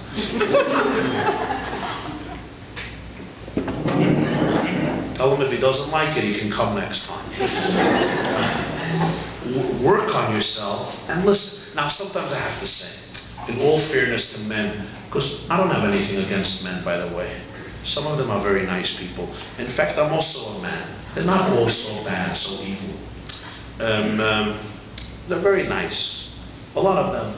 Sometimes men fall asleep when their women talk, not for vicious reasons, simply as a survival. Because one of the great Kabbalistic differences between men and women is that men are waffles and women are spaghetti, which means a waffle, every waffle has its own space.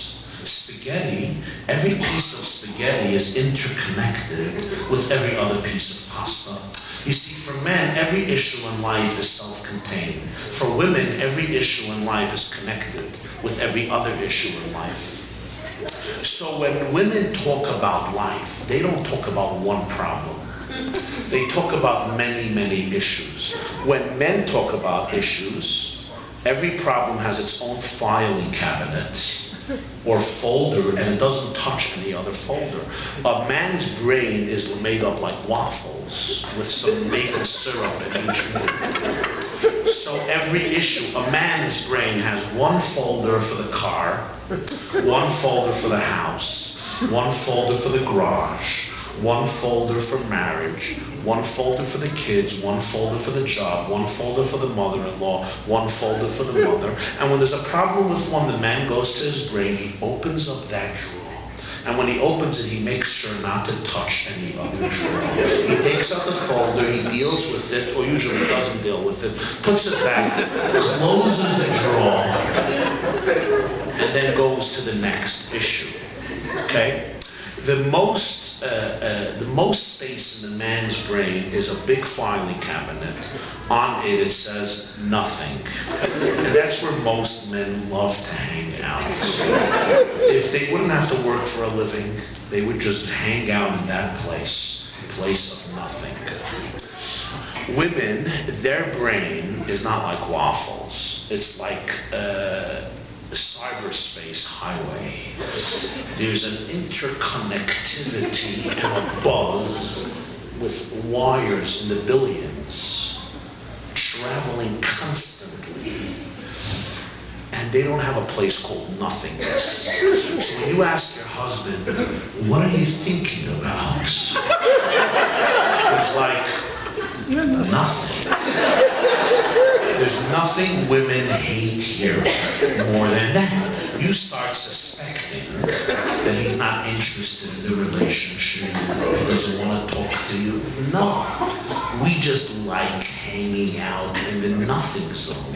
When we say nothing, we mean nothing. It's not offensive, it's not complicated. We just like the nothing zone. Women don't know what nothingness is. What do you mean? Life is always vibrant and alive. There's something going on every moment of the day, and every spaghetti is connected with another 100,000 pieces of spaghetti. So finally, when you convince your husband to sit down on your couch and not take a paper and listen to you, he's really trying to listen. But then the conversation starts. So from the beginning, you talk about the dress that was ruined in the cleaners. It's $400, and the guy doesn't want to take it back. Okay.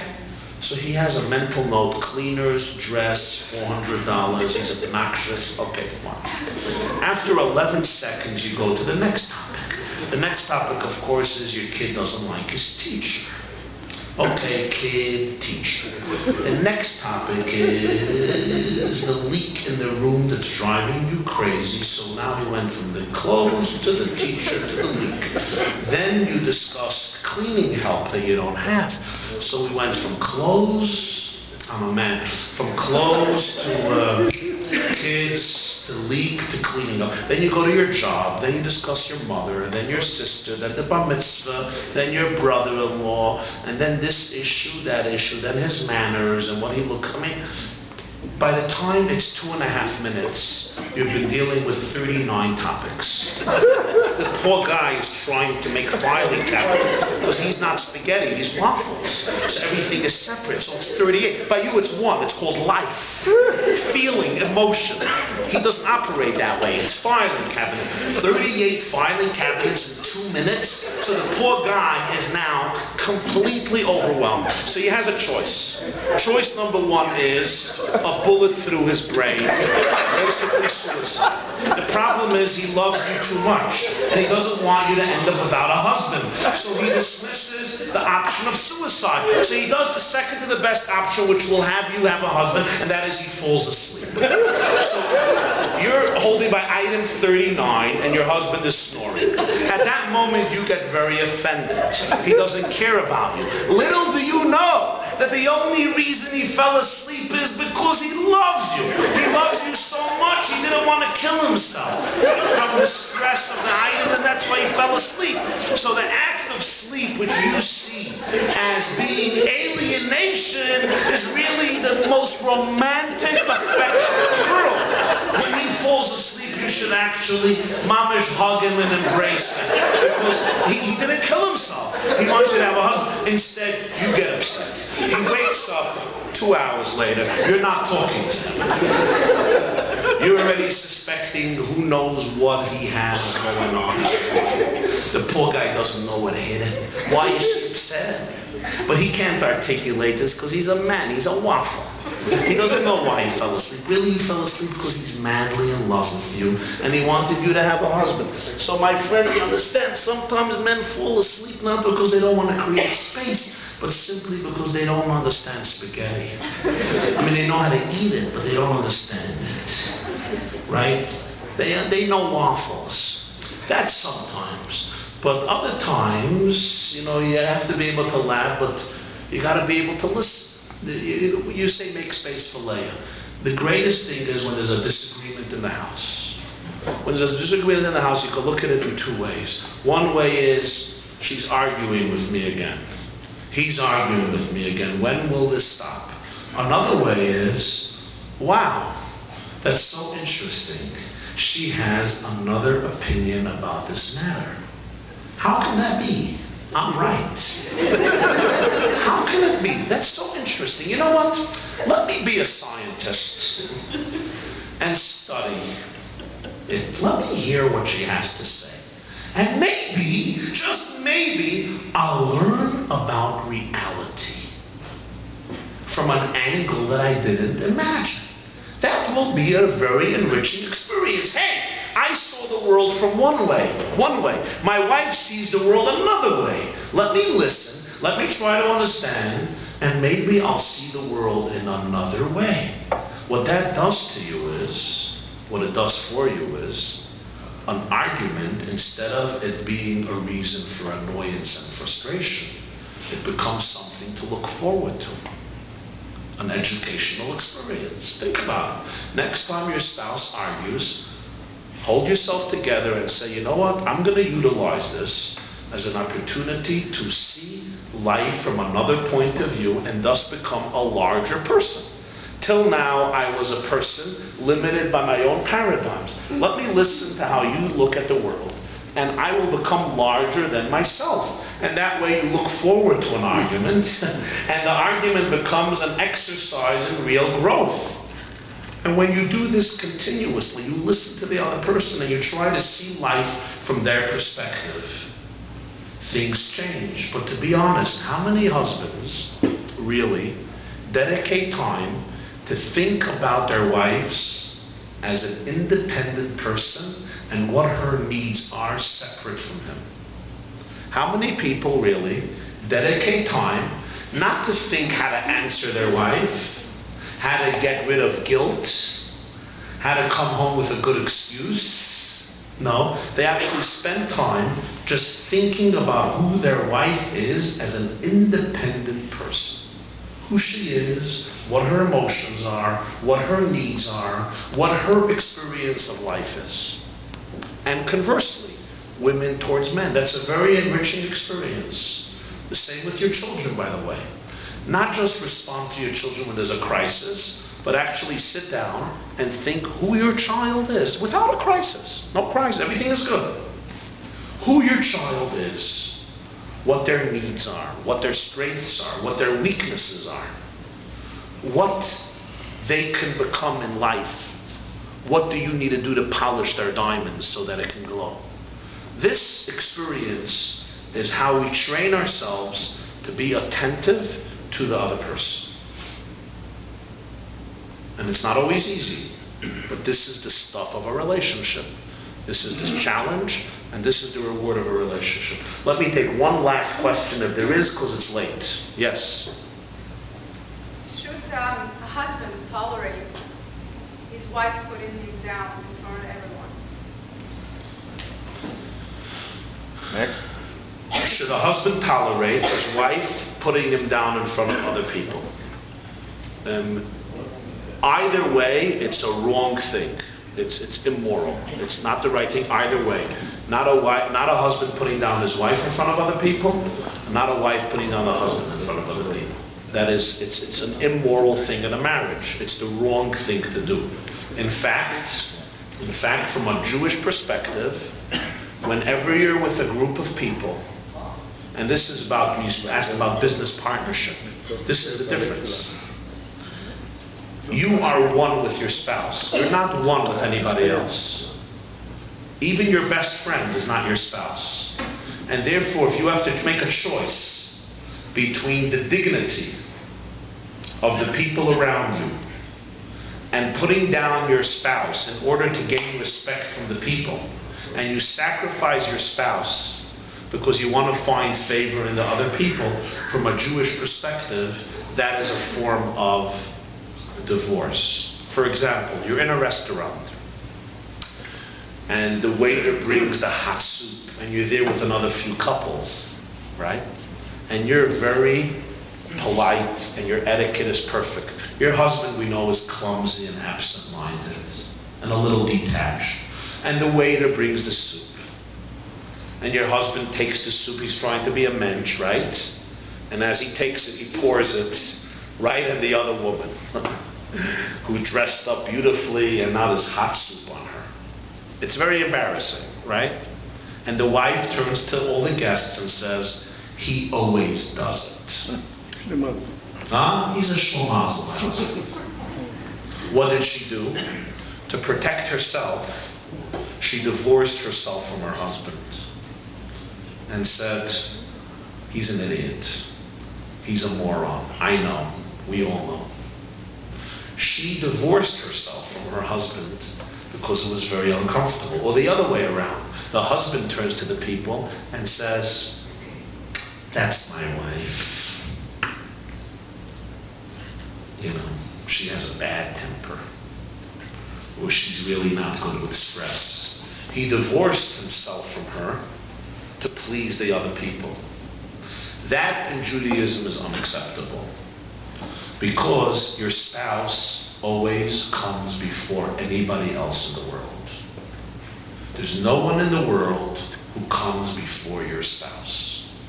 Not your business partner, not your investor, not even your very close girlfriend or boyfriend, or your child.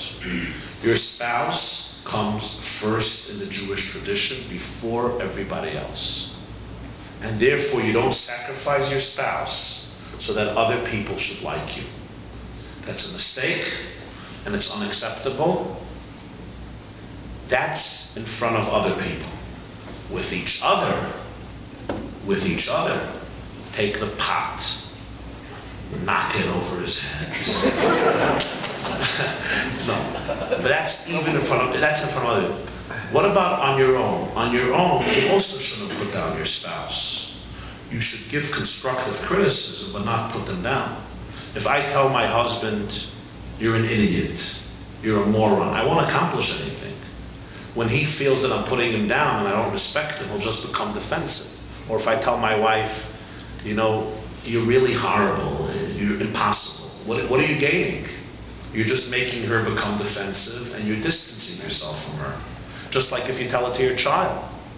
So even with each other privately, you shouldn't put down the other person. You should tell the person, there's something bothering me about your behavior. There's something I think we can work on. There's something I would like to help you. There's something I have to talk to you about. Privately. So putting somebody down is usually never effective. If I'm very, very angry, I can say that. I can say, you know, I'm really, really angry, and a part of me wants to put you down, but I know it's not the right thing, but I have to tell you that I'm very angry. That's fine. You're expressing your emotion. So putting people down, you have to be careful with, even with a stranger. Is there a point in putting somebody down? What are you going to gain?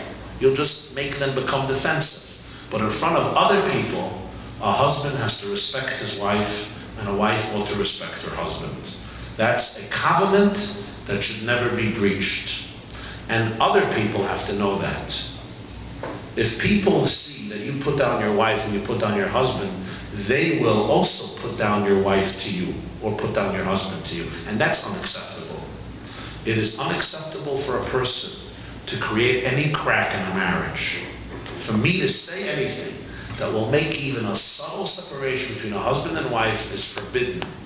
It's a bad thing to do.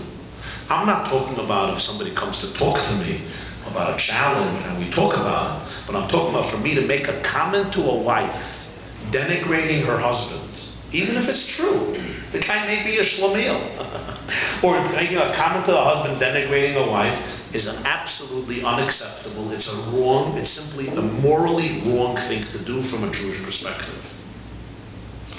And if a husband gets insulted when a wife does it, he's right. He's right about it. It's a hurtful thing. A wife has to be very careful. Men are more sensitive than many women realize, by the way. You know, one comment from a wife can drive a husband mad. Some women don't realize how powerful their words are. When your husband comes home, a nice word could turn his night into paradise. A harsh word can drive him crazy.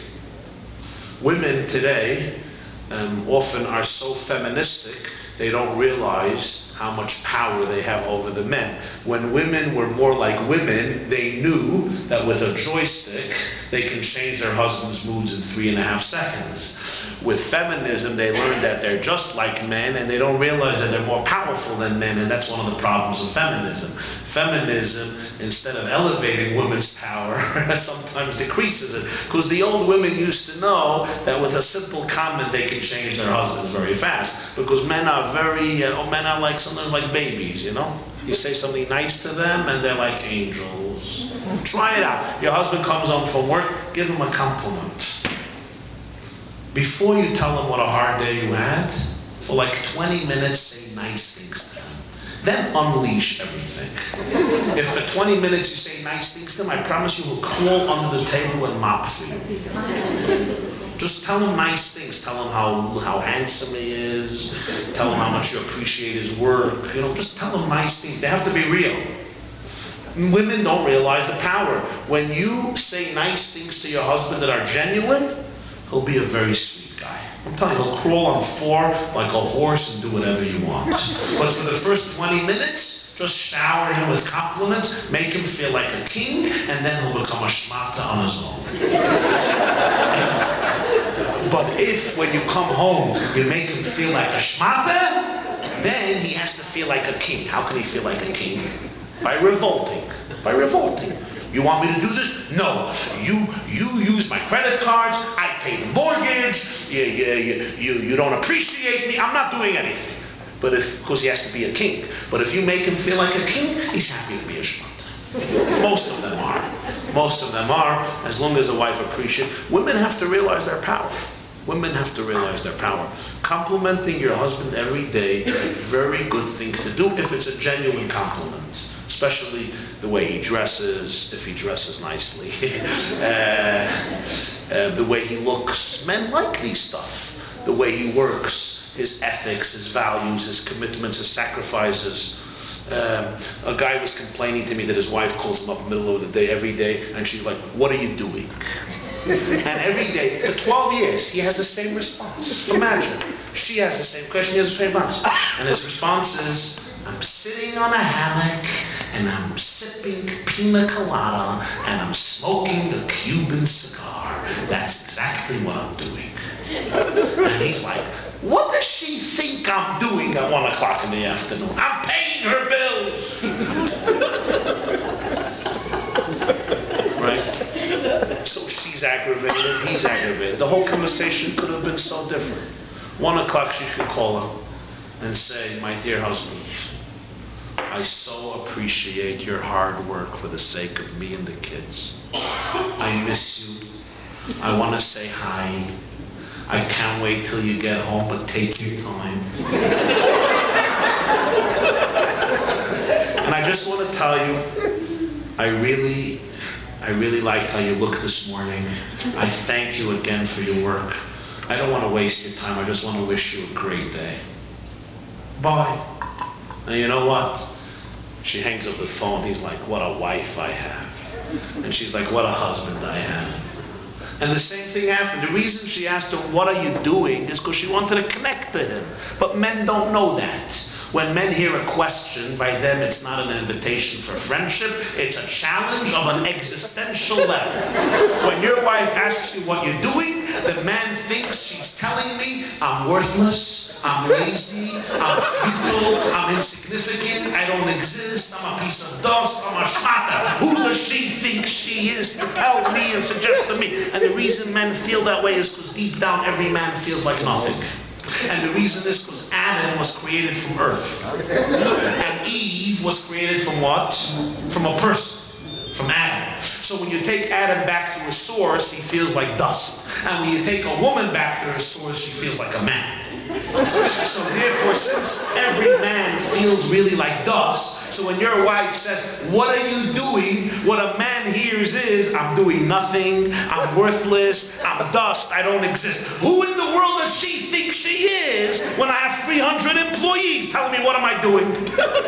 This is all unconscious, but it's all there. See, he's like, "I'm sitting in a hammock, I'm drinking pina colada, I'm smoking Cuban cigars to pay your bills." Bye, leave me alone. So really she's trying to connect. When she says, "What are you doing?" it's just her way of saying, "Let's talk. I miss you. I'm wondering what you're involved." But he doesn't understand it.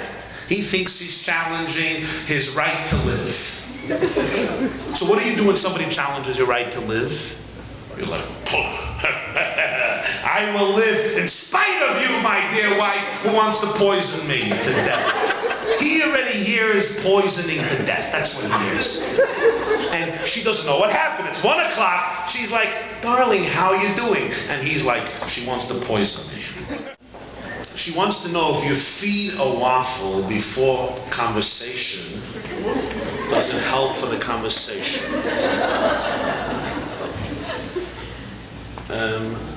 Well, usually if he eats too much,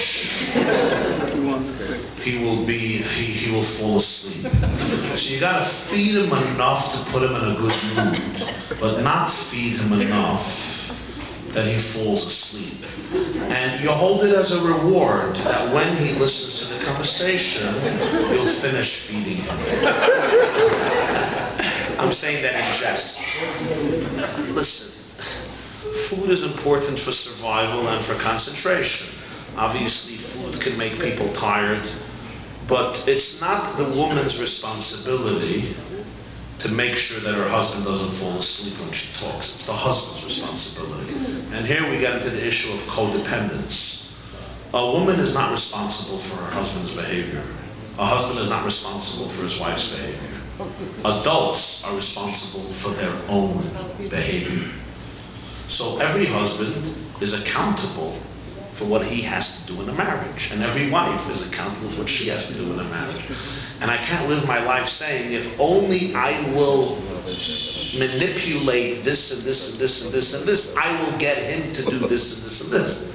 He got to stand up to himself, and I got to stand up to myself. Yes, sometimes we got to be a little clever. Sometimes we have to use subtle tactics. Sometimes, but generally in life, everyone is responsible for themselves. A husband is responsible to listen to his wife and not fall asleep. If that means that he has to eat, let him go eat. There was a couple that the wife just hates cooking. She's a little prima donna. She doesn't like cooking. Fine. She comes to me, what should he do? And he gets some interesting questions. I told him, I know where you work. There's a restaurant across the street. Before you leave work, order dinner into your office. Eat dinner and go home. He's like, wow, that's brilliant. He was coming home every night upset that she didn't make dinner. They got into a fight every night. But listen, what are you going to do? Your wife hates him. So what? So you're not going to be married anymore because she doesn't make dinner? There's a restaurant across the street. Fress your dinner at 5 o'clock. Order 9 courses. Eat. Come home satiated. And you know what? If once a week she makes dinner, you'll eat again. I mean, we can do it. You'll eat again. What's the problem? And you know what? It works perfect. He eats dinner every night at his office. He orders from the restaurant. And so, you have to know the situation. You got to know the reality. And you got to take responsibility for it. Okay, now we'll mamish take one last question. Yes. Going back to Rachel and Leah. If Rachel is so beautiful, doesn't it sort of bother her that she's really the second one and not the first one, and she's married to somebody who is already married? And how does she deal with it? That's a lovely question. According to tradition, Rachel gave signs to Leah. You know the story. What happened was, Jacob gave Rachel certain signs to be able to identify her. And when she saw what her father was doing and she couldn't resist it, she didn't want her sister to be embarrassed. So she gave those signs to her sister so that she shouldn't be embarrassed. Which means that really Rachel was extremely self-confident and extremely selfless. To save her sister from shame, she gave up her signs. So that was really the power of Rachel. Her kindness, her grace was absolutely extraordinary. That's on the literal level. In the psychological and spiritual interpretation of the story, it really works that way. When you date, you see Rachel. When you get married, you see Leah. When you work on your marriage, you remarry Rachel again. So that's really the process. You date Rachel, then you discover Leah. And then in the growth process, you recreate a marriage with Rachel. Because as you said, you find the beauty in life, and then you create a second relationship that's based on maturity and honesty. And suddenly, Leah and Rachel become one. So in the psychological story, it's Rachel, Leah, and then Rachel. Have a wonderful night, a wonderful week, and a beautiful relationship. Thank you very much.